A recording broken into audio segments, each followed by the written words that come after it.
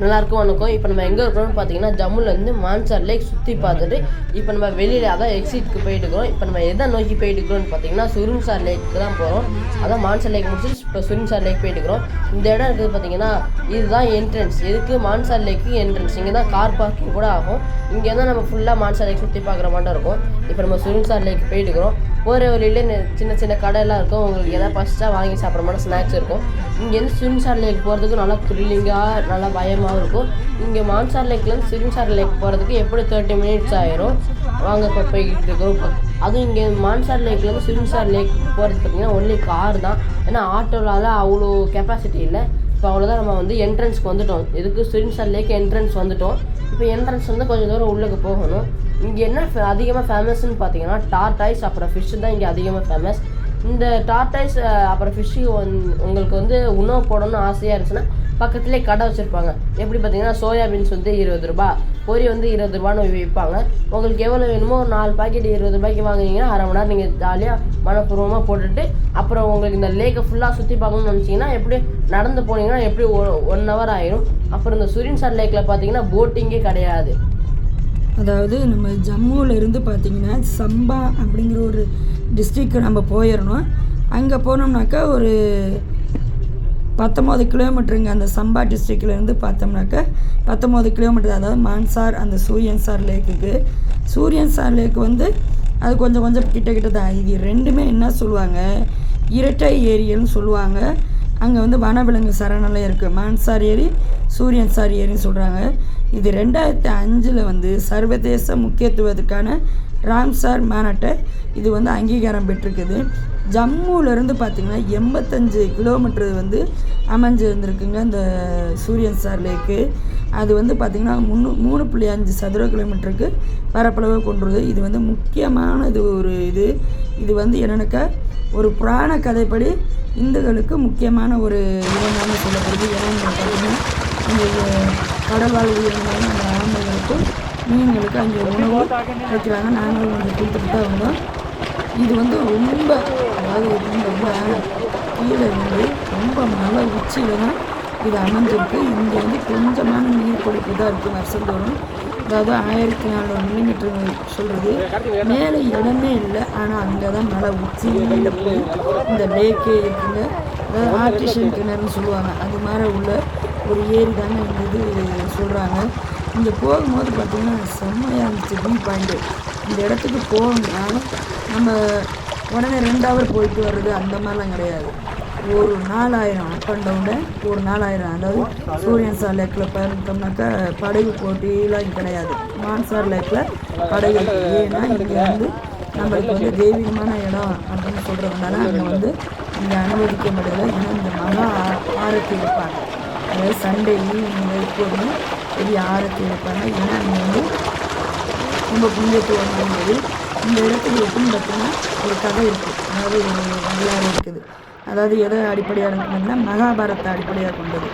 அதன்படி பார்த்தோம்னா அர்ஜுனன் உடுப்பியின் மகனான பாபருவாகன் அந்த காலத்தில் வந்து இந்த பகுதியை வந்து ஆட்சி செஞ்சுருக்காங்க.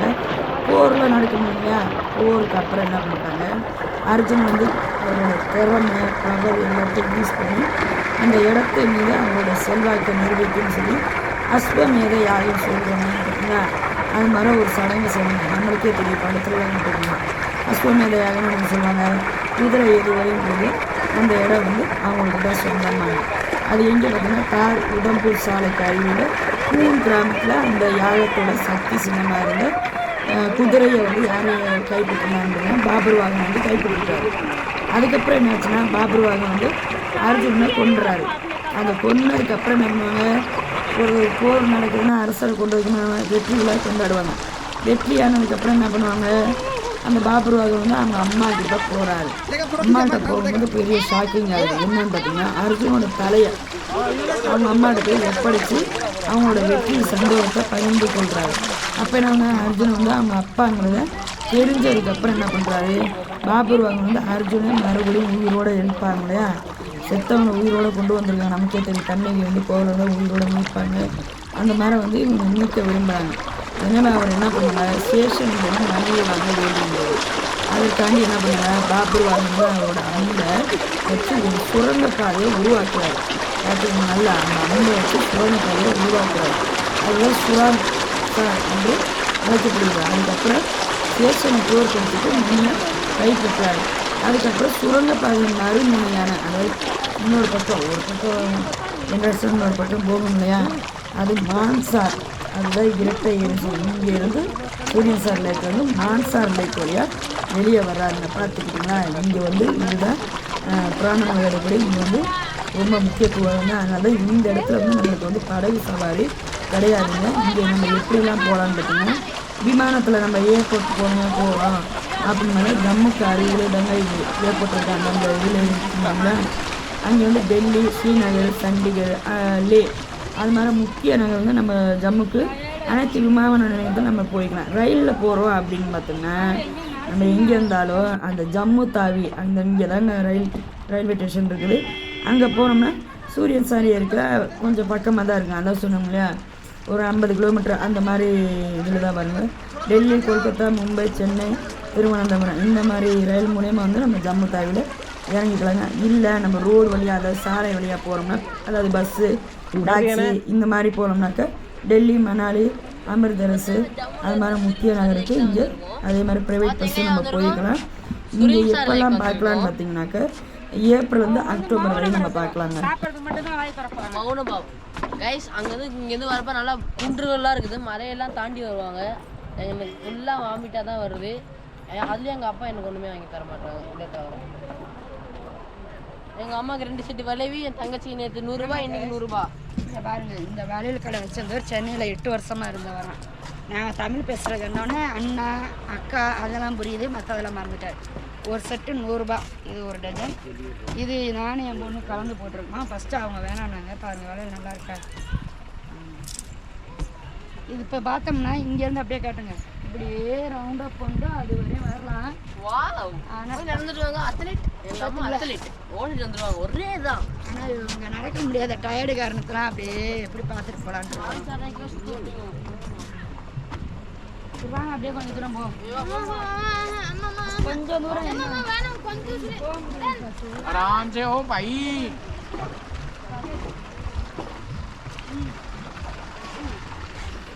மழை பெஞ்ச தண்ணி நிற்கிது.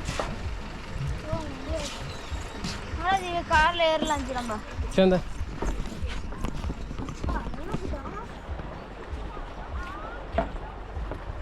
இப்போ நம்ம எங்கே வந்திருக்கோம்னா சூரியன் சார், அதாவது இந்த லேக்கில் வந்து என்ன ஸ்பெஷல்னா மீன் இருக்குது. அதாவது பழைய புராண கதையெல்லாம் சொல்கிறாங்க, அது நம்மளுக்கு சரியாக தெரியல. ஹிந்தியில் பேசுகிறாங்களா நம்மளுக்கு புரியலை. அர்ஜுனனை அம்பு விட்டாங்கிறாங்க.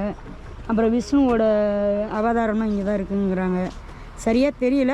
தெரிஞ்சுட்டு அதுக்கப்புறம் நாங்கள் வீடியோ படிச்சுட்டு சொல்கிறோம்.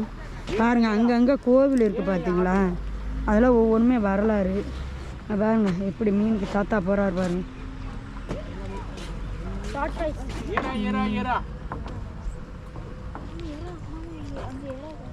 எறா இங்கே பாருங்க.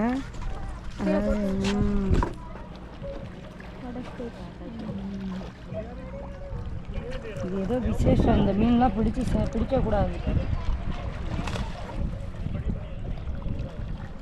பார்த்தீங்களா. இந்த பாருங்க டர்ட்டல் பாருங்க.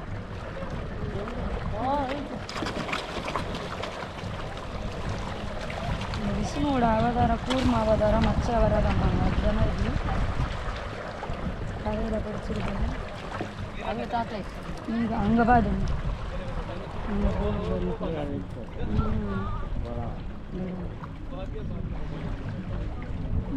ரெண்டு இருக்கு அங்கே ஒன்று 3.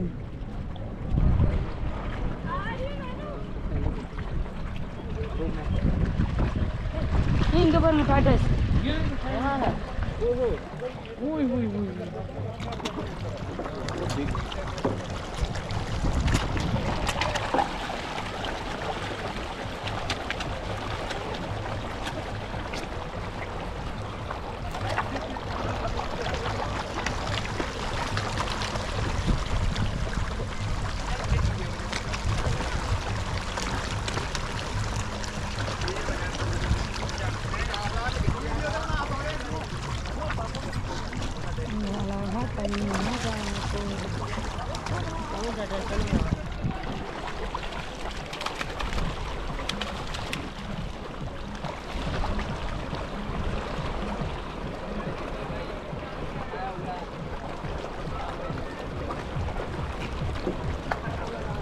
ஆனால் இங்கே என்ன போட் இல்லை அவங்க வந்து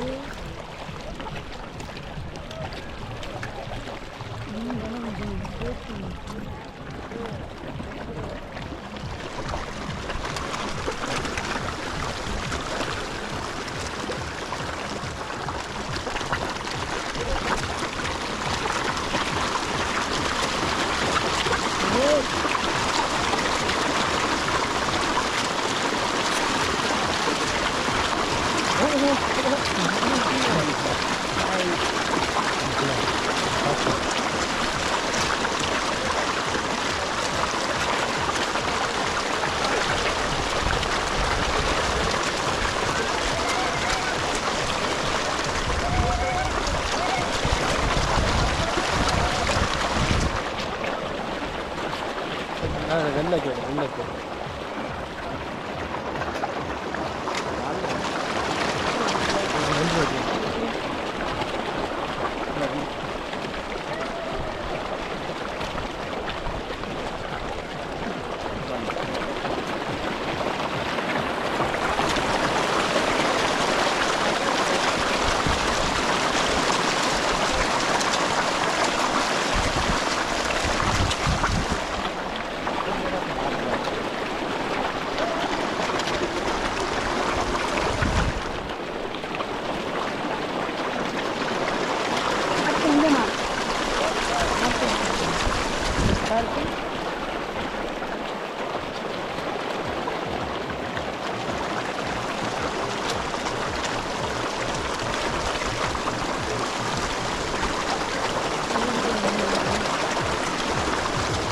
இங்கே வந்து பார்த்திங்கன்னா குடும்ப பூங்காக்கள், அப்புறம் ஹோட்டலு, பொழுதுபோக்கு விருப்பம்லாம் நிறையா இருக்குங்க. இங்கே சுற்றுலா பயணிகள் வந்து நிறைய பேர் வரக்கூடிய ஒரு இடம் தாங்க, என்ஜாய் பண்ணலாம். ஆனால் ஒன் டே ஆகுங்க, அப் அண்ட் டவுன் போனால் தலை கொஞ்சம் கேர் ஆகும். நம்ம ரெஸ்ட் எடுக்கிற மாதிரி தான் பார்த்துக்கணும். அடுத்த நாள் எங்கேயுமே நல்ல கூலிங்கான பிளேஸ், நல்ல மலைகள் பகுதி நல்லாவே இருந்தது. நாங்கள் போய் நல்லாவே என்ஜாய் பண்ணோம். உங்களுக்கே தெரியும் பசங்களை எவ்வளோ என்ஜாய் பண்ணிகிட்டு இருக்காங்கன்னு சொல்லிட்டு. மே மாதத்தில் போனோம்னாக்கா நல்லா வெயில் அடிக்கும். நாங்கள் மழை மாதத்தில் தான் போனோம். இங்கே மழையெல்லாம் இல்லை, நார்மலாக தான் இருக்குது. பார்த்தீங்களா? எங்கள் வீடியோ பிடிச்சிருந்தா லைக் பண்ணுங்கள், சப்ஸ்கிரைப் பண்ணுங்கள், மறக்காமல் உங்கள் ஃப்ரெண்டுக்கு ஷேர் பண்ணுங்கள். ஃப்ரெண்ட்ஸ், இந்த ஜம்மு தாவிலேருந்து நாங்கள் இங்கே போகும்போது கார் பிடிச்சிட்டு போனோம். ஆட்டோலாம் நம்ம போக முடியாது, ஏன்னா அப் அண்ட் டவுன் பள்ளம் மேடு மலைப்பகுதி, ரொம்ப மலைப்பகுதி. அதனால் காரில் போயிட்டு வந்துடுங்க, ரொம்ப சேஃப்டி. பாய்.